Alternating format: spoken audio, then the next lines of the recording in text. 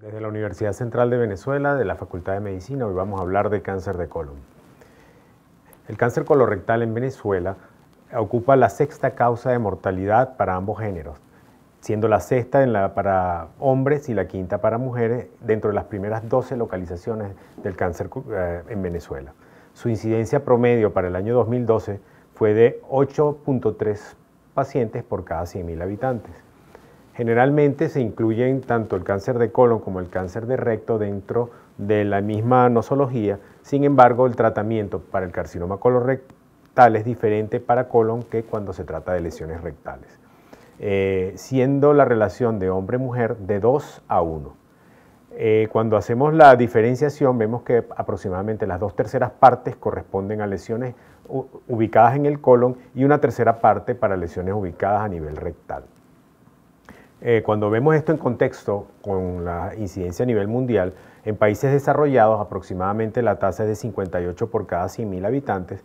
Ven que la de Venezuela se ubica a nivel intermedio entre los países del Caribe, aproximadamente de 8 por cada 100.000 habitantes, muy por debajo de los países desarrollados, pero bastante por encima de los países subdesarrollados.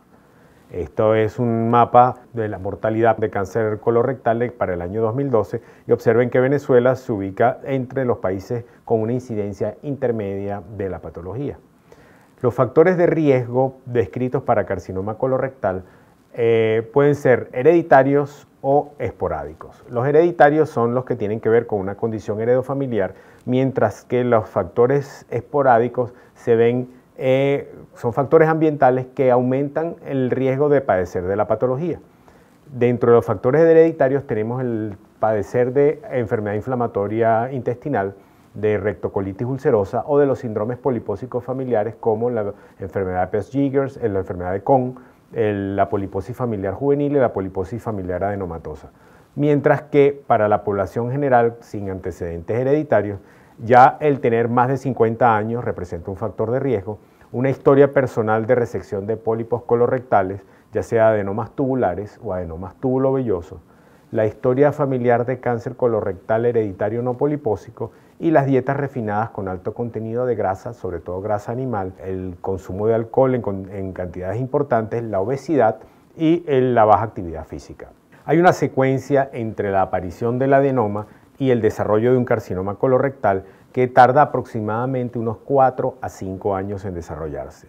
Lo primero es que la exposición de la mucosa del colon a dietas ricas en grasas y a la grasa animal produce un aumento en la secreción de bilis del hígado para digerir estas grasas. Ese contacto de la bilis con los carcinogenéticos de la dieta produce una reacción inflamatoria en la mucosa del intestino que lleva a una proliferación del epitelio.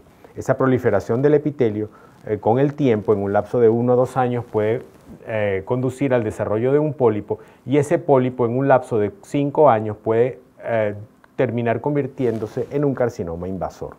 Esto ocurre por mutaciones que ocurren en el gen APC, por superexpresión de la ciclooxigenasa 2 e hipometilación del DNA.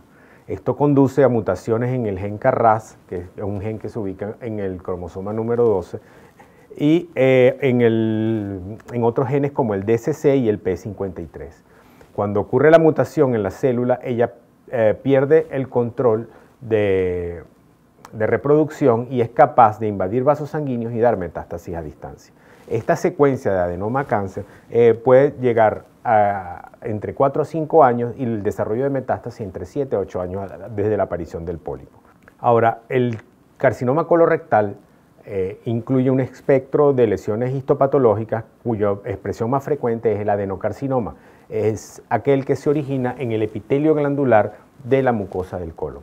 Existen otros tumores, como los tumores carcinoides, que se originan en las células enterocromafines de las glándulas del colon, que son de origen neuroendocrino, los GIST, que se originan en la capa muscular o son tumores del estroma gastrointestinal, y otros tipos más raros como los linfomas y los sarcomas. Sin embargo, en esta presentación, cuando hablemos de cáncer colorectal, básicamente estaremos hablando del adenocarcinoma, que es el carcinoma de origen glandular, y cuyos mecanismos biológicos de desarrollo tienen que ver con la inestabilidad cromosómica, la inestabilidad microsatelital que permite que las células tengan capacidad de dar metástasis y la posibilidad de diseminarse a distancia. Ahora, el diagnóstico de cáncer colorectal se establece básicamente hoy en día por la colonoscopia con la toma de biopsia de la lesión. Tenemos un grupo de pacientes asintomáticos a quienes va dirigido la pesquisa y cuyo objetivo es la detección de lesiones tempranas antes que el paciente tenga síntomas y antes de que ese pólipo se haya convertido en un adenocarcinoma. El primer test que se hace como pesquisa es el test de sangre oculta, donde en los pacientes se les hace una determinación de sangre oculta en heces y aquellos pacientes a quienes va dirigido, a todo paciente mayor de 50 años, por lo menos una vez cada 5 años, a todo paciente con antecedentes familiares que deben empezar la pesquisa 10 años antes del debut de su primer familiar con cáncer colorectal. Es decir, si su mamá tuvo un cáncer colorectal a los 40 años, usted debería empezar la pesquisa por lo menos a los 30, si fue a los 50, debería empezar la pesquisa a los 40 y así sucesivamente. Esta colonoscopia debe hacerse cada 3 años en pacientes con factores de riesgo y anualmente en aquellos pacientes a quienes se les ha resecado un pólipo tubulovelloso o un adenoma tubular. La colonoscopia también debe ser anual en pacientes con síndromes polipósicos y en pacientes con enfermedad inflamatoria intestinal, es decir, aquellos que padecen de enfermedad de Crohn o de rectocolitis ulcerosa. Aquí podemos ver unas fotografías de endoscopías de alta resolución donde podemos ver la secuencia desde la hiperplasia en la mucosa hasta el desarrollo de un pólipo y un carcinoma invasor. El gastroenterólogo está en capacidad de reconocer estas alteraciones en el patrón de la mucosa y de tomar biopsias dirigidas a esas zonas de la mucosa del epitelio glandular del colon donde pudieran ver atipias. Las más comunes y las más sospechosas son la aparición de vasos atípicos desordenados en la submucosa del colon o un patrón glandular hipertrófico muy florido. Esta clasificación permite al gastroenterólogo entonces dirigir la toma de la biopsia y es el patólogo quien hace el diagnóstico al evaluar en el microscopio con tinciones comunes de hematoxilina y eosina si esto se trata de una lesión invasora o de un adenoma con displasia. La colonoscopia también puede ser, aparte de diagnóstica, terapéutica. En aquellos pólipos pediculados de tallo largo, el gastroenterólogo está en capacidad de extirparlo completamente y si la alteración en la mucosa está limitada a la cabeza del pólipo, el procedimiento endoscópico puede ser terapéutico. Por ahí la importancia de una colonoscopia temprana. Ya en lesiones más avanzadas, la colonoscopia simplemente es una herramienta diagnóstica que permite hacer el diagnóstico del adenocarcinoma o del pólipo tubulovelloso, pero ya el tratamiento sería con cirugía. En los pacientes con síntomas, la colonoscopia busca hacer entonces el diagnóstico. Debe tener una serie de requisitos, debe ser completa, es decir, debe ser evaluado todo el colon hasta el ciego. Una colonoscopia que se quede en el sigmoide o que se quede en el ángulo esplénico del colon es una colonoscopia incompleta. Debe ser satisfactoria, de manera que, sin restos fecales, de manera que el gastroenterólogo pueda evaluar la mucosa con precisión. Si hay restos fecales dentro del tubo digestivo, el gastroenterólogo puede soslayar lesiones que no la puede ver porque son ocultadas por las heces. La biopsia también debe tener unos requerimientos técnicos, debe reportar el grado de diferenciación, el margen del tallo en las resesiones endoscópicas de los pólipos, si está libre o no de tumor, la presencia de infiltración en la pared del intestino, debe describir el patólogo, y en algunos pacientes seleccionados con lesiones muy indiferenciadas puede requerir estudios inmunohistoquímicos para precisar si se trata de un adenocarcinoma u otra variedad histológica. Ahora, el espectro de presentación clínico va desde los pacientes asintomáticos, como ya lo mencionamos, a pacientes con síntomas leves, con síntomas de emergencia por enfermedad avanzada o pacientes con enfermedad metastásica debilitante. Aquellos pacientes que debutan con enfermedad con síntomas leves generalmente es pérdida de peso, anemia por sangramiento oculto, puede haber o no diarrea con moco y eventualmente una masa palpable. Esos son pacientes, una masa palpable en el abdomen. Esos son pacientes con síntomas leves. Ahora, cuando ya la enfermedad está más avanzada, podemos presentar obstrucción intestinal o perforación por obstrucción del intestino grueso o una hemorragia digestiva inferior.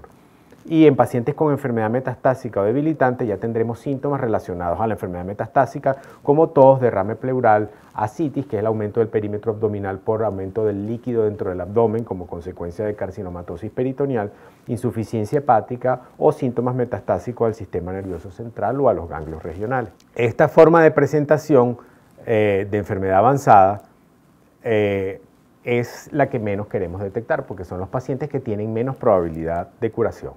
Sin embargo, aún con enfermedad avanzada y con el tratamiento adecuado, los pacientes pueden llegar a curar de la enfermedad. En la fotografía pueden ver un paciente con una masa de colorectal derecha de gran volumen, con enfermedad avanzada, que tomográficamente invade estructuras adyacentes, y el tratamiento quirúrgico busca la extirpación completa del tumor junto con un margen de tejido sano alrededor que permita la no recaída de la enfermedad. En condiciones de urgencia, los pacientes pueden debutar con obstrucción intestinal, como se ve en la microfotografía, una masa en el colon que obstruye el intestino delgado a nivel del colon derecho, y eso produce distensión abdominal, ausencia de evacuaciones, dolor abdominal y una masa palpable, y el paciente generalmente consulta a la emergencia por obstrucción intestinal. Ya cuando la obstrucción permanece por más de 48 horas, el paciente puede llegar a presentar complicaciones como la perforación. Tomográficamente podemos ver aire fuera de la luz del intestino o cámaras néumicas en áreas del abdomen donde no debería existir. Estos son hallazgos tomográficos de una perforación intestinal. Una radiología simple puede revelar el neumoperitoneo, que es la presencia de aire dentro del abdomen por la perforación de la luz del intestino. En situaciones de emergencia, entonces, el objetivo del tratamiento es descompresión nasogástrica para disminuir la distensión abdominal. La radiología permite hacer el diagnóstico de los pacientes cuando hay perforación. La tomografía permite establecer la localización de la lesión, y en aquellos pacientes en que sea posible, se debe hacer una preparación retrógrada del colon, es decir, a través de enemas, con el fin de limpiar el intestino y llegar a tomar una biopsia en pacientes que no están perforados. En pacientes que ya tienen perforación o sospecha de perforación, entonces el tratamiento sería cobertura con antibióticos para gram negativos y anaerobios y cirugía de emergencia, es decir, una laparotomía exploradora para la resección del segmento de colon perforado. En algunos pacientes seleccionados con obstrucción que no están perforados, se puede colocar un stent endoscópico, que no es más que una prótesis plástica que se dilata dentro de la luz del intestino y permite la preparación del intestino, es decir, la eliminación de las heces con catárticos para hacer una cirugía colorectal electiva y una anastomosis entre el colon sano y el recto. En pacientes que debutan con hemorragia, el objetivo es el control de la hemorragia, el shock hipovolémico en aquellos pacientes que lo presentan con acceso venoso central, la preparación del colon, y después de estabilizar al paciente desde el punto de vista hemodinámico, prepararlo para cirugía de emergencia. Ahora, aquellos pacientes que se presentan con enfermedad crónica, crónicamente debilitante, con pérdida de peso, anemia, una masa abdominal palpable, estos pacientes da chance de estudiarlo. Sin embargo, cuando ya tienen enfermedad metastásica diseminada a nivel pulmonar o a nivel abdominal, pueden presentarse con enfermedad debilitante, caquexia, tos, aumento del perímetro abdominal, y estos son los pacientes que tienen síntomas de enfermedad avanzada. Cuando hacemos el diagnóstico de enfermedad localizada, debemos estar seguros que el paciente no tiene enfermedad a distancia. El colon tiende a dar con mayor frecuencia metástasis a nivel hepático. El ultrasonido abdominal es la herramienta para detectar lesiones a nivel del hígado, al igual que la tomografía con contraste intravenoso. La radiografía de tórax o la tomografía de tórax permite detectar lesiones a nivel pulmonar, que es el segundo órgano más afectado, y los niveles séricos de marcadores tumorales como el antígeno carcinoembrionario nos pueden predecir si hay enfermedad avanzada o no. Una vez que el paciente tiene enfermedad establecido en la etapa en que está su enfermedad, entonces vamos al tratamiento. El tratamiento del cáncer colorectal esencialmente es quirúrgico. Consiste en la extirpación de los ganglios regionales, ya sea del colon derecho o del colon izquierdo, y la mitad del colon afectado. Puede ser por cirugía abierta o por cirugía laparoscópica. Generalmente se describe como hemicolectomía radical izquierda, la extirpación del hemicolon izquierdo junto con los ganglios de la arteria cólica izquierda a nivel de su emergencia en la raíz de la aorta. La hemicolectomía derecha implica la extirpación del colon derecho junto con sus ganglios regionales y ligadura de la arteria cólica derecha y la ilioseco apendicular. Las resecciones del transverso, del colon transverso, implican la resección de la arteria cólica media junto con el colon transverso o la extensión de la resección del transverso hacia el colon derecho o hacia el colon izquierdo, dependiendo si la lesión está ubicada hacia los ángulos. En la lámina pueden apreciar una lesión del lado derecho donde se extirpa con una hemicolectomía radical derecha. Si la lesión sobrepasa el ángulo hepático del colon, se puede extender hacia la mitad izquierda del colon. Esa sería una hemicolectomía derecha ampliada. Si lleva la resección de un órgano vecino, es una hemicolectomía derecha extendida. Y la sigmoidectomía implica la resección del colon sigmoides, ligando la arteria sigmoidea en su emergencia de la aorta junto con los ganglios regionales y el colon, parte del colon descendente. El recto es un capítulo aparte y se trata totalmente diferente al cáncer colorectal. Ahora, el objetivo de la cirugía electiva es la resección del tumor primario con unos márgenes adecuados. Márgenes adecuados significa que no haya tumor en los puntos de corte. Disección nodal óptima es la disección de los ganglios regionales.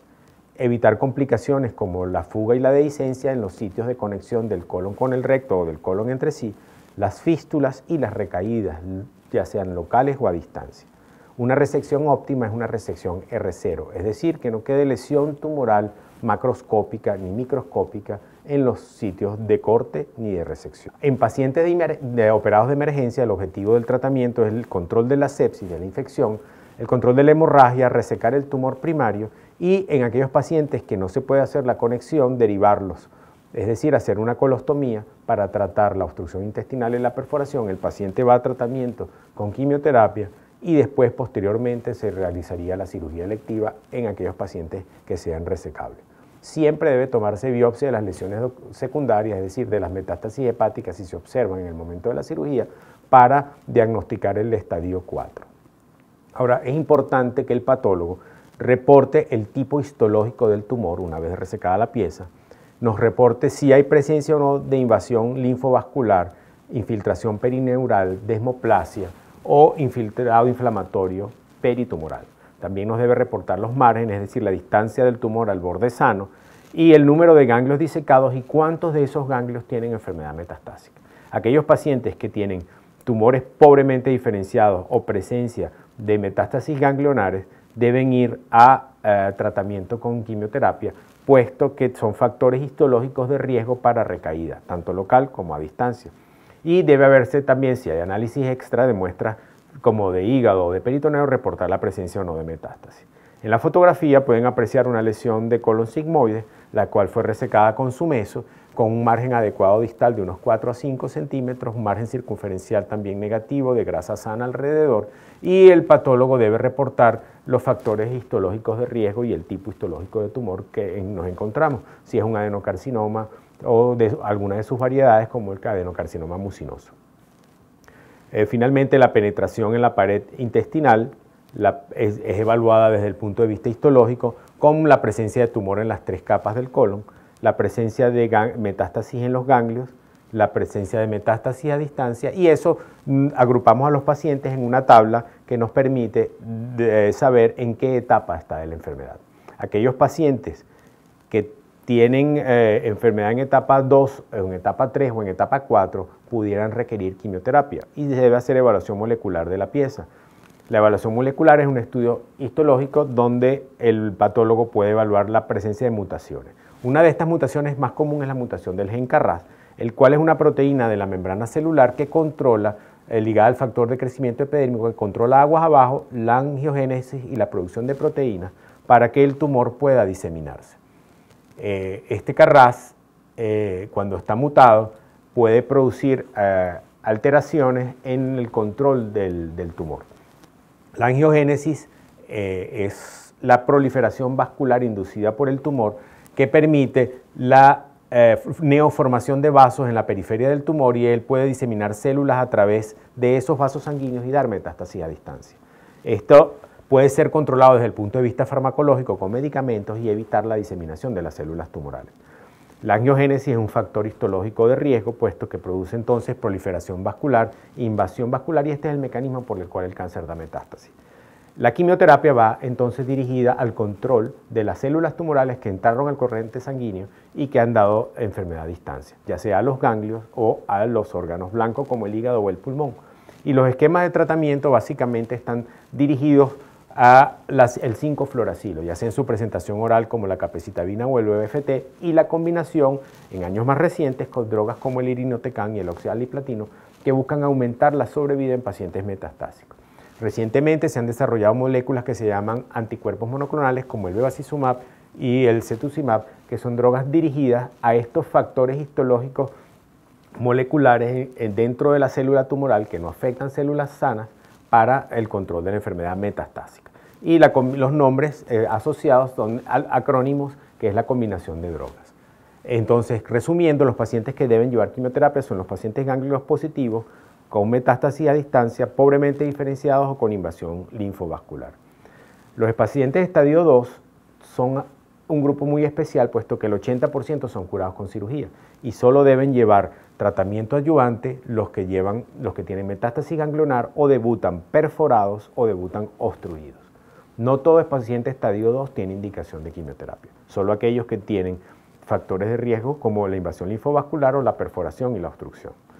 Cuando llevan tratamiento combinado con quimio y radioterapia, las curvas de sobrevida se ha visto que han aumentado. Estas son curvas que vemos en los trabajos de oncología y pueden apreciar que las curvas de sobrevida de los pacientes mejoran con la adición de quimioterapia. Esto en estadios 2 y 3. Estos son porcentajes de recaída en estadios 2 y 3, donde aquellos pacientes que reciben quimioterapia tienen menor porcentaje de recaída que los pacientes que no la reciben. Y esta es la razón por la cual un paciente ganglios positivos debe recibir quimioterapia adyuvante. Estos son pacientes con lesiones T3 y T4, ya con tamaño tumoral, que invaden órganos vecinos o son lesiones que llegan hasta la grasa pericolónica, deben también recibir tratamiento adyuvante, puesto que su sobrevida mejora cuando se añade quimioterapia. Desde los años 80 que aparecen estas nuevas drogas, hemos visto cómo la sobrevida media de los pacientes con cáncer colorectal ha venido aumentando. Y la sobrevida a 5 años en los pacientes con etapas tempranas es mucho mejor que en los pacientes con enfermedad avanzada. Entonces, la mortalidad por cáncer colorectal ha disminuido en años recientes con el desarrollo de las drogas de quimioterapia y con los avances en el tratamiento quirúrgico del cáncer colorectal. Pero lo más importante y como mensaje para la audiencia es que es prevenible. La pesquisa es un componente esencial en la detección de lesiones premalignas y de lesiones malignas en etapas tempranas. La cirugía se mantiene como la herramienta primordial en el tratamiento del cáncer colorectal. Y el avance tecnológico tiende a favorecer los procedimientos mínimamente invasivos en la enfermedad localizada. La supervivencia a largo plazo es mejor en pacientes tratados que debutan con enfermedad temprana o localizada, por lo que la detección de lesiones precoces debe ser el objetivo de todo programa de pesquisa. La enfermedad metastásica localizada, la combinación con quimioterapia puede aumentar la supervivencia a largo plazo y la mortalidad de cáncer colorectal ha descendido en las últimas décadas como consecuencia del tratamiento combinado con drogas antineoplásicas. El desarrollo de nuevas moléculas que bloquean la angiogénesis y la replicación celular, y por su elevada frecuencia, su incidencia y su mortalidad dentro de la patología neoplásica gastrointestinal, todo médico de atención primaria debe conocer las formas de presentación y los algoritmos de diagnóstico de cáncer colorectal.